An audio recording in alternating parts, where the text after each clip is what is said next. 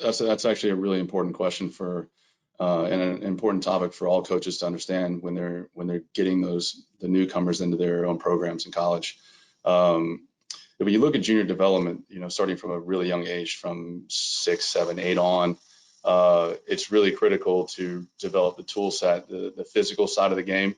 That includes, stroke development, the movement of the game, the understanding of the different parts of the courts, transitioning through the middle part of the court and so on.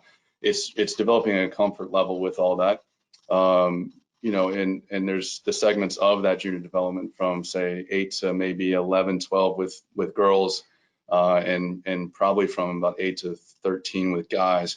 Really where it's important to understand the basic fundamentals of actual stroke development. So stroke production, the compression of the ball, understanding about the how tight your unit turn has to be, the compression of the ball, the transition of your body weight, footwork through the ball. Those are all fundamentals that have to be developed by that age. And then as they start developing and going through those natural growth spurts that all kids do, they have to adapt constantly. And then when their physicality starts coming around, you start really working on that. And how does that really complement those strokes that were developed and really blossom into really an all-court player, hopefully, by that time. But then really that's just taking care of the physical side. And there's a lot of work to be done there. But by the time they get to college, it's a pretty unique time in their lives, really with just personal development. They're leaving home for the first time. They're getting a new coach. A lot of decision making is really going to be theirs truly at that point. And so it's an unbelievable opportunity to start exploring that side of the game with them as well, right? Where it's going to be a little bit more about how do those tools that they've developed through their junior career, how do they actually work for them? What are their strengths and weaknesses? And really the first thing that comes to mind when a player comes in is we have to get their training standards up to speed with a little bit higher cadence, a little higher tempo. The stress inside of a practice is a lot higher, the physical stress. So there's an acclimation phase that goes there, but the primary developmental side that we go after first is really player identity. How do all those tools fit in my game? And really, what is my game? And a lot of players, you ask them, okay, so what kind of player are you? They're going to really drop the first thing. They're going to say, I'm a counterpuncher, or I'm an aggressive baseliner, or an all-court player. Okay. How? What does that mean? What does that mean to you, actually? And they won't be able to really tell you about it. And they don't really know what part of the court they have to play out of. So with the player identity, a lot of what we talk about is coming down to just player assessment, identifying what their true strengths are first, maybe the areas that they need to work on, but really how do we really magnify or amplify their strengths inside point play? And that would be the number one goal to establish, is really give a clear picture and a clear vision through patterns, just very simple patterns that would really amplify those strengths and really minimize the ability for their opponents to find their weaknesses. And you start there, and there's generally, 1 to 2 patterns that a kid is always trying to get into, and you can draw those all the way back to the first exchanges. And so as a player, they're starting to really know themselves and really start to explore that area of experimentation of, okay, well, if I'm able to play this pattern and get into this pattern, it's working quite a bit. I like that. So how does that work with my first exchange? So if I serve wide here, I'm going to get that same inside backhand that I really love most of the time on the deuce court. Good, I love that check. And then they start developing this comprehensive idea about who they are and how they're going to play each point. And from there, that's going to open up a lot more developmental opportunities for coaches as they move forward. Yeah, so going back to that, that's the first step. I think there's plenty that comes after that throughout the years. That in my experience as a coach, that takes a while. It takes a while to change the mindset. It takes a while for the players to get through that and for them to really buy into it. And it takes a lot of match play and a lot of practice for them to really start refining that. And so that identity really doesn't start becoming crystal clear to them probably by the end of the first year. Maybe if they play during the summers, then there might be a little acceleration after that freshman year. But really it's by middle of their sophomore year is when you start seeing these kids grasp onto that. And once that happens, then you can get into the next phase, which is kind of tactical. Okay, so in juniors, a lot of times, and as freshmen, you ask a kid, how did the match go today?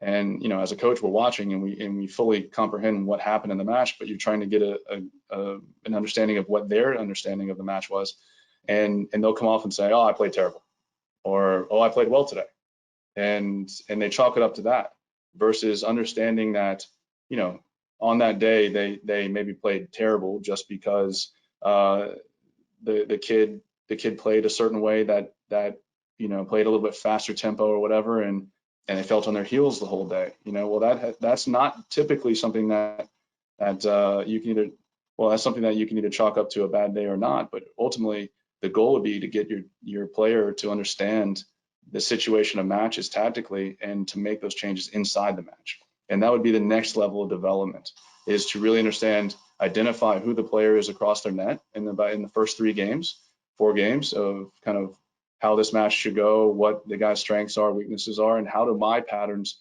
fit into their weaknesses, and how am I going to exploit it, and what are the areas I need to be careful of here in this match. And that's a really fun part of the game for the kids to start learning. And you see this genuine passion start to creep up in the kids again, like that you would generally see when they're 13, 14, 15 years old, when they're in love with the game and they're just trying to be great athletes out there. If you can get to that part of the game after the player identity, these kids will start going and they'll push their accelerator down and they'll fall back in love, and all they want to do is compete, because it's a new riddle, it's a new puzzle every day. And ultimately, that's the beauty of our game. And as a coach, we all need to strive to be able to get our players to that point, but you can't go there unless there's player identity first. This is the age-old question that everybody wants answered. Personally, I think that you're heading straight for disaster if you just walk into a kid's life at 18 and go, wow, that forehand's busted and we need to make a change. And well, the kid's pretty good. I mean, the player's pretty good at that point. You need to learn the kid, and you need to see how that forehand plays into the rest of his game, and you really got to learn how he competes with it and why he's been successful because of it. I mean, sometimes if you make a technical change on a kid, it might absolutely crumble the identity that they've brought into and everything they base their game off of, whether they know it or not. And then now you have a bigger problem, because you made made the forehand look good. Technically it is better as far as a quality of shot, but sometimes kids don't know where it actually fits in their game. And that is actually a much more detrimental situation than actually having that forehand the way it was. So that is something that coaches have to tread very, very lightly and really be patient. Identify the areas that might need to be changed. Learn about your players. Spend the first fall as much as you can on the court, but watching them compete and really getting an essence of what they're doing and how they go about things, and really making a proper assessment of whether that's going to have a change at some point, or to raise their ceiling level of their development, or is it something that can be worked in with the rest of their game. And so with that, going back to the player identity side of things, technical changes have to be a cooperative situation between coach and player. It can't just be the coach saying we're going to do this, because the kid is the one that has to buy in, because there is a lot of pain and there's a lot of suffering, there's a lot of doubt, and there's a lot of mental anguish that goes along with the technical change, especially in a pressured environment during the year of competition. And so inter-squad competition or external competition, there's pressure always. So there has to be, the first part of it has to be a buy-in from the kid. And the way to do that is to create these patterns that we talked about during player identity. And with that, the deficiencies there'll be a magnifying glass on the deficiencies, the areas of improvement. And when that kid makes the decision to come around and say, hey, coach, I need to get better here, because if I can hit this shot better in this situation, I know that I'm going to be creating this massive problem for the player across the net.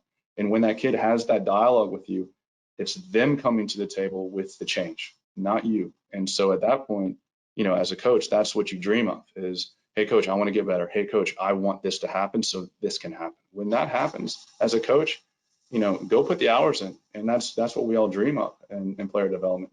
And the way to do that is to let the kid develop that on his own. So to give a quick example, just with a player that many of us in college tennis know, and Paul Jubb, we developed a very simple pattern for him in the back of the court. And when he came in, he had some pretty lengthy developing strokes, which took a lot of time, to develop, which means that he had to play a couple of feet off the line and wasn't able to be an aggressive baseliner. And so with that, we developed a few patterns about playing higher and a little bit heavier off the forehand side, and ultimately to get to his best shot, which he had an amazing inside-in forehand. His inside-out forehand and his inside-in forehand are the money makers for him. And so there was an immediate identification of that. Once we'd identified that and we started working on that pattern, is how can we get Paul into that pattern over and over and over and over every single point? But when we did that, what ended up happening was a weakness showed up that we weren't really aware of, and he wasn't aware of. And he wasn't strong enough as a freshman to be able to play that inside-in forehand for a winner, and he was getting caught with the open court to the deuce. And so with that, players started deflating, and Paul never liked to go to net. So one is take that out of the air to eliminate the ability to air out the ball, or two is get it back outside the court and get ready to take that next ball on the rise and keep the pressure going. And he didn't have that skill, and so because his forehand took so long to develop. So with that, he came to me and said, okay, but I'm getting frustrated. I can't finish points. I know that I'm ahead in the point, but I can't finish points. What do I do? And at that point, obviously we knew the answer, and we were waiting for him to come and identify the problem on his own. And it was, look, you have two options. You can either get back off the court and turn into a grinder, or you can continue to apply pressure. And okay, well, he said, well, okay, that means I have to be on the line and take that on the rise. And I said, then go do that. He quickly identified that his swing wasn't capable of doing that. Okay, well, that's going to be a technical change, Paul. Do you want to do that? Well, yeah, if that's going to get me to be a better player, absolutely, I'm going to make that technical change. And so in that moment, he made the decision very, very much so in his mind that I'm going to take every forehand on the rise that comes off of this ball, comes off the inside end with a cross-court ball from the opponent. I'm going to get my feet back, and I'm going to take that on the rise. And we started by shortening his swing, and it started with a long technical process. But once a player has that in his mind, every ball counts in practice. He is seriously, every single point he is looking, every rally he is looking for that one opportunity to execute that play. And that's what players will do when they know what that technical change is going to get them in the future. And so they'll create the buy-in. So it all kind of is linear in that progression when you look at the player identity playing into technical changes. That's something that that has to be brought in with a trainer, where there's going to be some validation there. The trainer needs to be brought in. Your physical trainer needs to be brought in. Your strength coach needs to be brought in that situation. A number of strengthening exercises can be put in. But at that point, I think as a coach, we would start there, making sure that we were going to strengthen up the shoulder. If the kid's opening up on the serve a little bit too much, the pressure on the shoulder, the forehand, whatever it might be, we start with the strength component first, prehab with the athletic trainer, strength with the strength and conditioning coach, and we'll see how that progresses through there. A lot of times, if it's an injury waiting to happen in that situation, most of the time that comes from players not using their legs and their base well enough. And so what ends up happening is that they're creating torque with their upper body versus the leverage from the ground. So we would never address that with a player right off the bat, saying that we need to make a move differently with your upper body or your hand positioning or anything along those lines. We are always going to attack everything with their legs first, because players are a lot more apt to make a change with their feet, because they'll start feeling that power coming from the legs. And generally when that happens, then you can actually just tell them to keep their eye on the ball a little bit longer, and then the kinetic chain will start working. That's step one. And then if we can't get it from there, and it is something that's going to lead to injury, then we'll go ahead and we'll talk to him and say, look, we think summer school is probably going to be the best situation for you, so we can actually make this technical change with no added pressure inside competition. It's absolutely possible. It just depends what kind of development you're going to go after. If I were in a situation where I didn't have the amount of time I needed or wanted with a player, the things that I would start working on developing would be the player identity. Video is an unbelievable opportunity.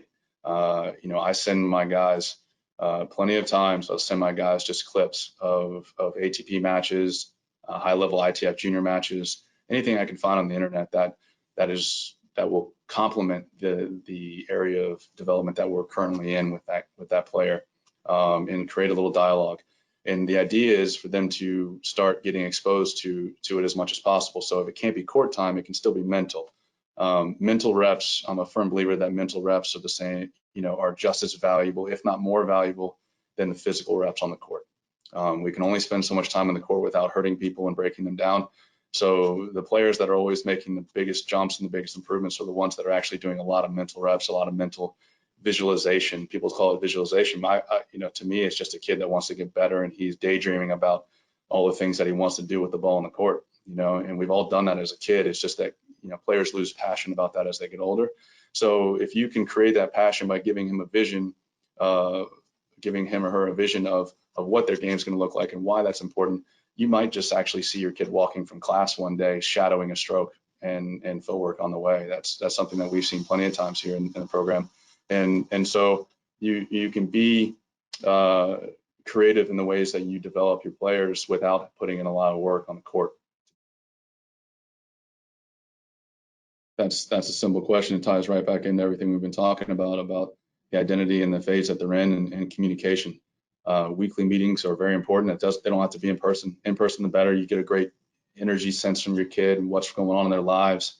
Great check-ins, but a lot of times it's just face to face, and you can really engage with them as far as where they are and what they're going to get after this week, and maybe the area that they need to that they're going to dive into, the pitfalls they're going to have in practice that week. So and we never step on the court in individual or in practice without explaining what's exactly going to happen through that hour, or that team practice and the goals.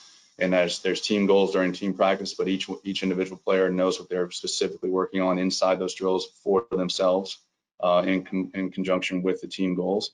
But for individuals, there is zero doubt about what we're doing and why we're doing it out on the court. And that dialogue is very fluid between coaches and players. And if you have that, again, the goal is to get every rep to matter.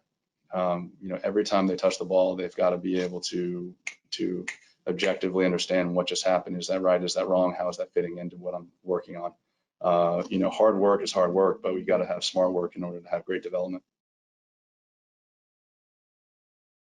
It's tough. We as tennis coaches, we're in our little bubbles here, but one, I think the platform that you're putting together is phenomenal. I mean, for any coach, but especially for young coaches, it's learn about the game from the greatest. I mean, it doesn't matter where you are in your state, in your city. It doesn't matter. Start networking. At any chance, the coaches that I respect the most are the most eager to go out and learn, and it's no coincidence that they end up becoming the best coaches and have success in the game. I'll throw out Silvio up at Cornell. I mean, he every time I see him, he's taking somebody to dinner or going out and having a beer or spending 5 minutes on the recruiting trail, just talking to him. And to me, that's a guy that just is super passionate about the game and wants to get better. And everybody in the game, no matter what level they're coaching, has something that you can learn from them. Has a great, will have a great ability and great impact on you as a coach. It may not make sense to you in that moment, but as you gain more experience and as you continue through the coaching years, you start to see maybe some of the things that they were saying that didn't make sense to you when you were a younger coach, but you have that in your mind and the seed's been planted, and ultimately it helps refine you as a coach as you continue to grow.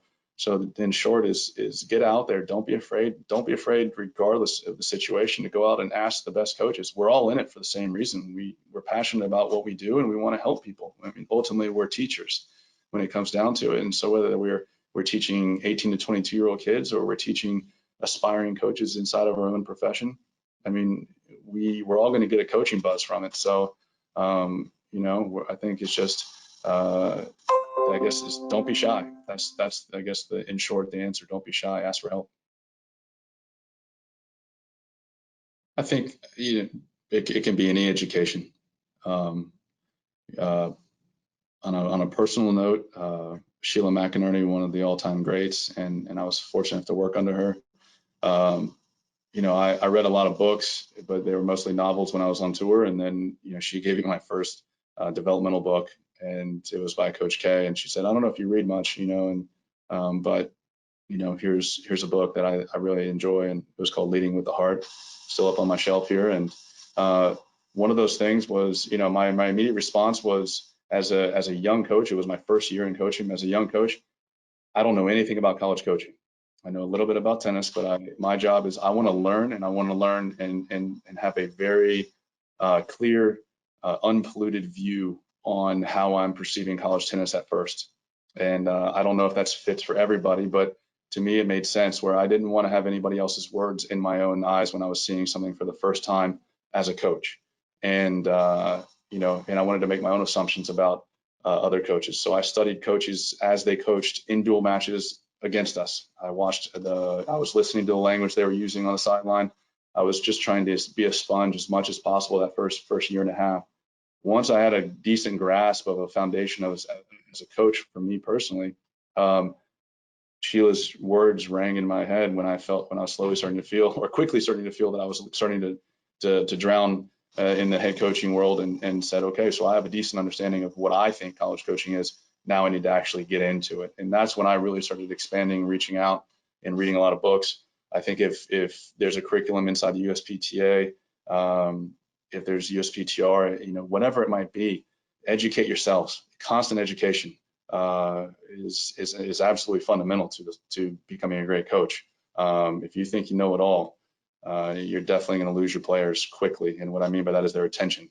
As long as you are quickly learning and learning from them every single day, there's a vulnerability that goes along with being a great coach, and the players will quickly grasp onto that and start sharing that trust process with you as well. So educate yourself as much as possible through as many books and conversations, and formal education if that's what's necessary. Well, I think player development has its role as the game as the collegiate coaching game or job structure has grown over the years, and the demands that with social media and marketing and community involvement and everything that goes along with it in your athletic department has grown. The demands have grown, and with that, it definitely taxes the amount of time that you can spend on player development. And to be honest, player development is a fundamental part of your program, but it lies a few pieces behind the structure of your program. I think in order to be a very successful collegiate coach, and actually to be the coach that you want to be on the court, you have to be very organized. You have to have almost a corporate structure in corporate mindset, from getting that 30,000 foot view and looking down on your program and identifying all the areas. It's very similar to player development plans. Identifying all the areas that you need to be successful in your program. How are you going to attack them, and what lies in order and most importance? And at that point, you attack the ones that are going to give your biggest bang for the buck, and then you train people in those areas, hopefully, whether they be volunteers in your community that are passionate about your sport and passionate about your tennis team. Whoever, try to recruit as many people to help you so you can delegate that work to them, and then you train them. And then once you have that, you've minimized the amount of work in those areas, and you can slowly start to work your way back into what your heart and is demanding from you, and that's giving your passion for the game to your players, which is ultimately what we're here to do. I found early in my career that when I started having to digest the multifacets of the job, I was really spread thin, and I became a terrible coach and a terrible administrator and a terrible head leader of the program. In pretty much every facet, I was really spread thin. I was giving 5% to every area of the job, and nobody can be great doing that. So identify what you're great in, and really find a way to manage all areas of the program, so you can really dive into that area that you truly love, because ultimately, to be successful, people need to feel your passion. And so for me, player development lies, to me, it's the most important thing, and it's why I'm in the job, is that real player to coach connection, the person to person connection. But with that, it's not the first thing I focus on. I have to be able to tackle and manage about 8 to 9 other things in my program before I can do that. But I'm going to be the best at those things first, so I can be the best coach that I can be.